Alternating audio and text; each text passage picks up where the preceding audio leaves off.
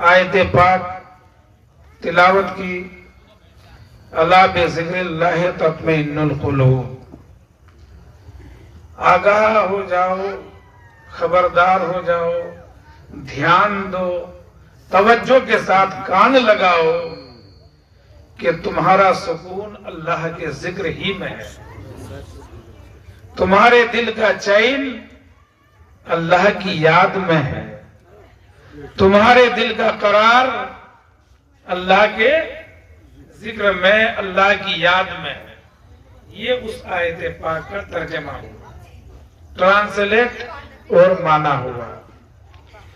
اور آج تو محفل پاک ہے شادی کے تعلق سے، اور ہمیشہ سنتے رہتے ہیں اور سنیں گے۔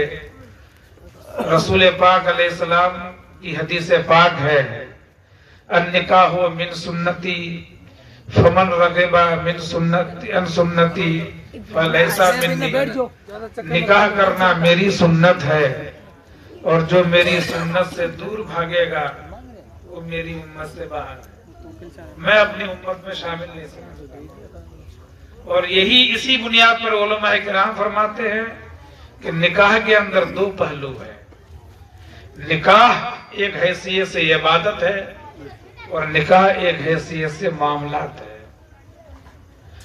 جب آپس میں خانگی امور کے لحاظ سے دیکھیں گے تو نکاح معاملہ ہے، اور جب حکم ربی سمجھ کر کریں گے، نکاح کریں گے، فَانْكِحُوا مَا طَابَ لَكُم مِّنَ النِّسَاءِ، یہ ہے حکم ربی۔ رسول پاک کی سنت سمجھ کر جب اس کو کریں گے تو یہی نکاح عبادت ہے، یہی نکاح عبادت ہے۔ اور جب یہ پہلو کو نہیں دیکھیں گے تو نکاح معاملات میں سے ہے، چونکہ شریعت کے احکام بعض معاملات میں سے ہیں اور بعض عبادات میں سے ہیں، لیکن نکاح ایک ایسی چیز ہے جس کے اندر دونوں پہلو ہیں، عبادت بھی ہے، معاملہ بھی ہے۔ اگر حصول اولاد کی نیت کریں گے، سنت رسول کی نیت کریں گے، حکم الہی کی نیت بجا لانے کی نیت کریں گے تو یہی نکاح عبادت بن جائے گا۔ اس لیے میرے آقا علیہ السلام مشکات کتاب النکاح کے اندر حدیث پاک ہے، میرے آقا علیہ السلام نے فرمایا تزوجوا الودود الولود، زیادہ بچہ دینے والی، زیادہ محبت کرنے والی لڑکی سے شادی کرو۔ اس لیے کہ جتنے تم حصول اولاد کی نیت کرو گے تو میرا نام لیوا، اللہ کا نام لیوا زمین کے اوپر ہوگا، اور قیامت کا دن اپنی امت کی کثرت کی بنیاد پر میں دیگر انبیاء کے مقابلے میں فخر کرتا ہوں۔ اس لیے میرے آقا علیہ السلام نے فرمایا زیادہ محبت کرنے والی اور زیادہ بچہ دینے والی عورت سے محبت کرو، شادی کرو، تاکہ میں قیامت کے دن تمہاری وجہ سے دیگر انبیاء کے مقابلے میں کثرت امت کی بنیاد پر میں فخر کرتا ہوا نظر آؤں۔ اور ظاہر سی بات ہے جب محبت آپس میں ہوگی تو یقیناً حضرات وہ گھر جنت بن جائے گا۔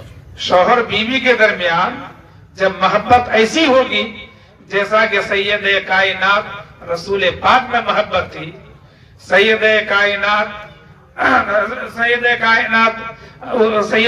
عائشہ صدیقہ رضی اللہ تعالیٰ عنہ اور رسول پاک کے درمیان محبت تھی، اور سیدہ طیبہ طاہرہ حضرت فاطمہ الزہرا اور حضرت مولا علی کے درمیان محبت تھی۔ اس طرح کی جب محبت ہوگی تو یقیناً حضرات وہ گھر جنت بن جائے گا۔ اس گھر کے اندر کوئی خراش نہیں آئے گی، اس گھر کے اندر کوئی انتشار نہیں پیدا ہوگا۔ اور رسول پاک نے تو یہ بھی حدیث میں فرمایا کہ عورت سے جو شادی کی جاتی ہے تو شادی کرنے والا 4 باتوں میں سے ایک بات کہتا ہے، تنکح المرأۃ باربع، عورت 4 چیزوں میں سے کسی ایک خوبی کی بنیاد پر شادی کی جاتی ہے۔ شادی کرنے والا یا تو اس کے حسن و جمال کو دیکھتا ہے، شادی کرنے والا یا تو اس کے مال و دولت کو دیکھتا ہے، شادی کرنے والا یا تو اس کے حسب و نسب خاندان کو دیکھتا ہے، شادی کرنے والا یا تو لڑکی کی دینداری کو دیکھتا ہے۔ سرکار فرماتے ہیں فاظفر بذات الدین، حسن و جمال کو دیکھ کر شادی مت کرو، کسی کی دولت اور سرمایہ کو دیکھ کر شادی مت کرو، حسب و نسب و خاندان کو دیکھ کر شادی مت کرو، فاظفر بذات الدین، لڑکی کی دینداری دیکھ کر شادی کرو، چونکہ لڑکی جب دیندار بن کر آئے گی تو یقیناً شوہر کو اپنے سر کا تاج سمجھے گی، شوہر کے باپ کو اپنا باپ سمجھے گی، شوہر کی ماں کو اپنی ماں سمجھے گی، اور اپنے بچے کو درود پاک کا ورد کر کے پرورش کرے گی۔ اور جب ایسے گھر کے اندر بچہ پیدا ہوگا تو وقت کا امام حسین کا غلام ہوگا، امام حضور غوث اعظم کا غلام ہوگا، غریب نواز کا غلام ہوگا، رات خواجہ اجملی کا غلام ہوگا۔ جب دیندار لڑکی بن کر آئے گی تو رات یقیناً، اس لیے آقا علیہ السلام نے پیغام دیا کہ حضرات پیغام دیا کہ میرا کلمہ پڑھنے والوں، 4 میں سے 3 کو چھوڑ دو اور دیندار کو لڑکی کو اپنا لو اور اسی سے شادی کرو۔ یہ حضرات یہ پیغام ہے رسول پاک علیہ السلام کہ دینداری دیکھو گے تو تمہارے گھر کا ماحول اچھا ہوگا، بہتر ہوگا۔ اب کیسے دیندار دیکھیں گے؟ ظاہر سی بات ہے، اس گھر کے اندر دینی ماحول ہوگا تو بچی بھی دین کے ماحول میں رنگے ہوگی، تو گھر کے اندر بھی دینی ماحول بنائے۔ تو حضرات ایک بار درود شریف اور پڑھیے، اللہ رب محمد صلی اللہ علیہ وسلم، نحن عباد محمد صلی اللہ علیہ وسلم۔ میں نے ذکر تلاوت کی، اللہ کے ذکر ہی میں چین ہے۔ آج تو لوگ نہ جانے کہاں کہاں سکون تلاش کرتے ہیں، چین تلاش کرتے ہیں، بڑے محل بنا لیا شاید اس میں سکون ہو، کوئی گارڈن میں بنا لیا شاید اس میں سکون ہو، بہت پیسے اکٹھا کر لیا شاید اس میں سکون ہو، لیکن اللہ تعالیٰ ساری چیزوں کا رد فرما کر فرماتا ہے کہ میرے ذکر میں سکون ہے۔ ذکر کئی طرح کا ہوتا ہے، ایک ذکر قلبی ہوتا ہے، ایک ذکر فکری ہوتا ہے، ایک ذکر لسانی ہوتا ہے۔ زبان سے اللہ کا ذکر کریں تو آپ ہر ٹینشن سے دور رہیں گے، آپ کو دل کو چین ملے گا، سکون ملے گا۔ اور شفا شریف کے اندر قاضی عیاض رحمت اللہ علیہ شفا شریف جلد اول کے اندر اس آیت کے تحت ایک اور روایت نقل کرتے ہیں، ایک روایت نقل کرتے ہیں۔ حضرت ابو العالیہ سے پوچھا گیا کہ حضور ذکر الہی کون ہے؟ تو انہوں نے کہا ہوا محمد صلی اللہ تعالی وسلم۔ ذکر الہی رسول پاک صلی اللہ تعالی علیہ وسلم ہے، اللہ کا ذکر مصطفیٰ جان رحمت ہے۔ حضرت ابو العالیہ نے اس کی تفسیر کی، اور جب یہ خبر، یہ روایت حضرت ابو الحسن کو پہنچی تو انہوں نے کہا قسم خدا کی، ابو العالیہ نے جو کہا وہ حق کہا ہے۔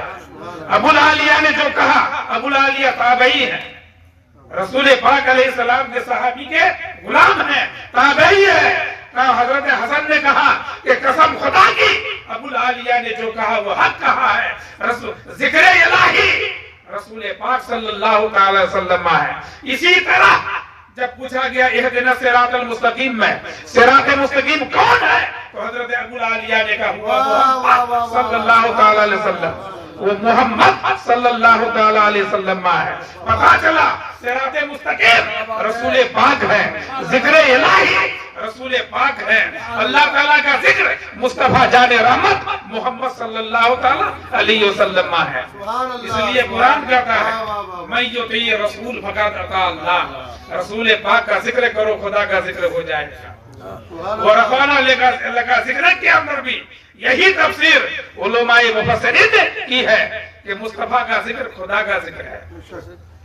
جب آپ کہیں گے محمد صلی اللہ تعالی وسلم تو ساتھ میں اللہ تعالیٰ کا بھی ذکر ہو جائے گا۔ تو ذکر الہی کون ہے؟ محمد صلی اللہ تعالی وسلم۔ صراط مستقیم کون ہے؟ محمد صلی اللہ تعالی علیہ وسلم۔ تو رسول پاک کا ذکر، یہ اللہ کا ذکر رسول پاک صلی اللہ تعالی علیہ وسلم ہے۔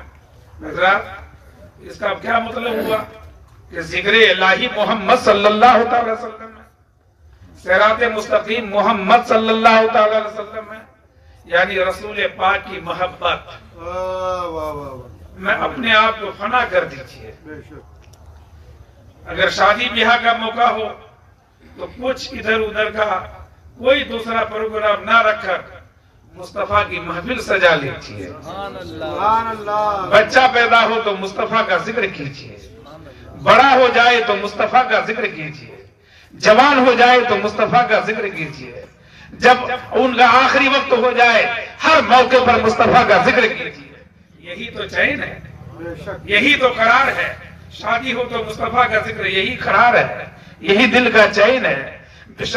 اور ہر موقع پر جب رسول پاک کا ذکر ہو تو حضرات اسی کا نام دل کا چین, اسی کا نام دل کا قرار ہے. اب رسول پاک کی سیرت کو اپنا لیجئے, رسول پاک کی سیرت کو اپنا لیجئے, یہی دل کا چین ہے. صبح ہو تو رسول پاک کی محبت میں, شام ہو تو رسول پاک کی محبت میں, دوپہر ہو تو رسول پاک کی محبت میں, سوئے تو رسول پاک کی محبت میں, اٹھے تو رسول پاک کی محبت میں, بیٹھے تو رسول پاک کی محبت میں, چلے تو مصطفیٰ جان رحمت کرتے ہوئے. حضرات یہی دل کا چین ہے, یہی دل کا قرار ہے. بہت ساری باتوں میں سے ایک بات میں آپ کو بتاؤں. حضرات آج بڑے بڑے کروڑ پتی لوگ شادی کرتے ہیں, شادی میں لاکھوں روپے خرچ کرتے ہیں, ہر قسم کے ساری چیزیں خرچ کرتے ہیں, بے بہا سب کچھ کرتے ہیں. لیکن رسول پاک نے بھی شادی کی تھی, ان کی بھی اولاد تھی, اور سب سے چہیتی بیٹی سیدہ کائنات فاطمہ الزہرا. جب شادی کا وقت آیا, حضرت فاطمہ رضی اللہ تعالی عنہا کی شادی کا وقت آیا تو بہت سارے لوگوں نے پیغام دیا, بہت سارے لوگوں نے, ایک سے ایک باغ باغیچہ والوں نے پیغام دیا, ایک سے ایک پیسے والوں نے پیغام دیا, لیکن سرکار نے کسی بھی رشتے کو قبول نہیں کیا. صرف ایک ایسا رشتہ قبول کیا حضرت مولا علی رضی اللہ تعالیٰ عنہ سے. مدینے کے اندر مولا علی کی نہ تو کوئی زمین تھی, مدینے کے اندر نہ تو مولا علی کا کوئی باغ تھا, مدینہ منورہ کے اندر نہ تو مولا علی کا کوئی گھر تھا, کوئی رہنے کے لیے مکان نہیں, کوئی رہنے کے لیے ایک جھوپڑی بھی نہیں, نہ کچھ تھا. بس حضرت بخاری شریف کی حدیث پاک ہے, کتاب العلم کے اندر حدیث پاک ہے. حضرت مولا علی سے پوچھا گیا کہ مولا علی یہ بتائیے کہ آپ کے پاس کیا ہے؟ کہا کہ میرے پاس کچھ نہیں ہے, بس فقط اتنا ہے کہ ایک بندے کو اللہ تعالیٰ جو قرآن کی سمجھ عطا کرتا ہے وہ میرے پاس ہے. قرآن کی فہم, قرآن کا علم, قرآن کی سمجھ جو اللہ تعالیٰ عطا کرتا ہے وہی میرے پاس ہے. تو قرآن کی سمجھ, قرآن کی فہم, قرآن کا علم حضرت مولا علی کے پاس تھا, اس کے سوا کچھ بھی نہیں تھا. اور دین تھا, تقویٰ تھا, یہی مصطفیٰ جان رحمت نے دیکھا, یہی مصطفیٰ جان رحمت نے دیکھا. تو سرکار علیہ السلام نے کیا دیکھا؟ دین دیکھا, تقویٰ دیکھا, علم دیکھا, پرہیزگاری دیکھا, اور اس کے علاوہ کچھ بھی نہیں دیکھا. نہ تو مکان دیکھا, نہ تو زمین دیکھا, نہ تو جائیداد دیکھا. اور ایسے گھر, ایسی ہستی سے رسول پاک علیہ السلام نے, وہ بھی ایسی بیٹی جو پوری دنیا کی عورتوں کی سردارہ ہے, ان کی شادی حضرت مولا علی سے کی. اور جہیز میں بھی کیا دیا, آپ تو بار بار سنتے ہیں, جہیز میں کیا دیا؟ کھجور کا ایک گدا, مٹی کا مشکل یہی تھا, اور کھجور کا پتا بھرا ہوا تکیا. کہ رسول پاک فرماتے عائشہ تم کیا سمجھتی ہو, اگر میں اشارہ کر دوں تو وہد کا پہاڑ سونا بن کر میرے پیچھے پیچھے چلے, اگر میں اشارہ کروں تو وہد پہاڑ سونا بن کر میرے پیچھے پیچھے چلے. لیکن سرکار نے کچھ بھی نہیں دیا اپنی بیٹی کو, صرف یہی چند چیزیں تھی, ایک گدھا دیا, مشکیزہ دیا, مٹکا دیا, یہی دیا تاکہ دنیا کے اندر غریب کی لڑکی کو جینا آ جائے, تاکہ پوری قیامت تک میری امت کو, میری امت کے غریبوں کو اپنی بچیوں کی شادی کرنا آ جائے, اور میری سنت پر عمل کرتے ہوئے اپنی بچیوں کی شادی کرتے رہے. پوری دنیا کے اندر میرے غریب امتی شادی کرنے لگے. حضرات گرامی, تو یہ رسول پاک علیہ السلام نے اسی لیے یہی چیز دیکھی اور کچھ نہیں دیکھا. حضرات تو رسول پاک علیہ السلام اللہ کا ذکر ہے, اللہ کا صراط مستقیم رسول پاک ہے, اللہ کا ذکر رسول پاک ہے, رسول پاک کی سنت پر عمل کیجئے، رسول پاک کی سیرت پر چلیے حضرات، یقیناً ہماری فلاح اور بہبودی ہے، اسی میں ہماری کامیابی ہے۔